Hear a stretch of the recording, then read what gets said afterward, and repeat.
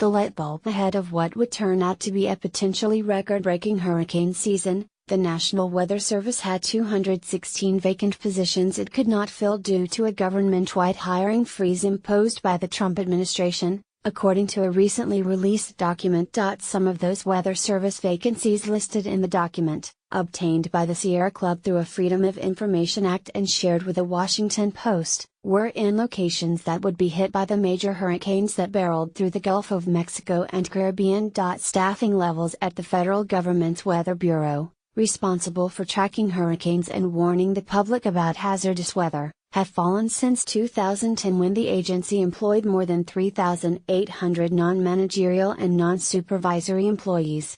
Staffing had declined so much that the Government Accountability Office wrote in May that employees were challenged in their ability to complete key tasks. The Weather Service's headcount finally stabilized in 2016, with the forecasting agency starting and ending the year with about 3,400 on-the-ground workers. But the staffing dip resumed in 2017, falling from 3,425 in December to 3,368 in August, according to data from the National Weather Service Employees Organization, a union representing meteorologists and other NWS employees. There's no question that the hiring freeze had an effect, said Dan Sobian, NTO president. But really it was the straw that broke the camel's back. He added, the camel was already weighed down to the ground. The National Oceanic and Atmospheric Administration, the Weather Service's parent agency, said the hiring freeze played a part in the recent decline in the agency's ranks ahead of the triplet of intense storms, Hurricanes Harvey, Irma, and Maria. Yes, the hiring freeze was a contributing factor for renewing that decline, NOAA spokesman Christopher Vaccaro wrote in an email. But NOAA said its forecasting ability was not hampered by the shrunken staff. As already demonstrated during Harvey, Irma, Jose, and Maria, NOAA is prepared for the hurricane season and is operating at full tempo, Vaccaro said. Our forecasters at NOAA's National Hurricane Center, local weather service offices, and river forecast centers and elsewhere in the agency are fulfilling the agency's mission of protecting lives and property as they issue timely and accurate forecasts. The Weather Service vacancies that could not be filled because of the hiring freeze, which ended for the agency in April, include 2 meteorology positions at the National Hurricane Center in Miami.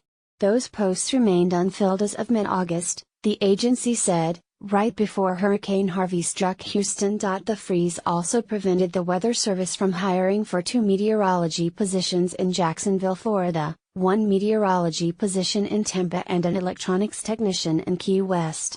NOAA said all those posts, each in cities hit by Hurricane Irma, have been filled. Ahead of the storms, the Weather Service readied pre-selected backup offices to handle forecasting for offices in the path of hurricanes in case communication was severed, Vaccaro said.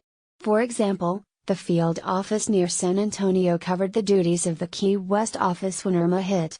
The Miami office stepped in for the San Juan office in Puerto Rico when Hurricane Maria struck. The Weather Service said that 248 positions remain vacant at the agency. The empty desks are not limited to low-level employees. The National Hurricane Center, a Weather Service division, has been led by an acting director since May. An acting career official is heading NOAA until President Trump nominates and the Senate confirms a permanent replacement. Trump has waited longer than any other president to fill that role. The vacancies at the Weather Service were numerous enough, even before Trump was inaugurated, for the GAO to audit the agency's hiring practices. In May, it concluded that managers and employees have experienced stress, fatigue, and reduced morale because of the staff shortages. Because NOAA higher-ups make only limited information available on the status of hiring requests to those running Weather Service field offices, managers cannot effectively plan and distribute workloads, the GAO found. In July, the Senate Appropriations Committee wrote in a report that lawmakers are very concerned with the continued number of employee vacancies even though Congress has provided enough money to fill them. People were literally getting sick from the workload, Sobian, the union president, maintained. But if the new administration gets its way, the Weather Service's budget will not remain as flush.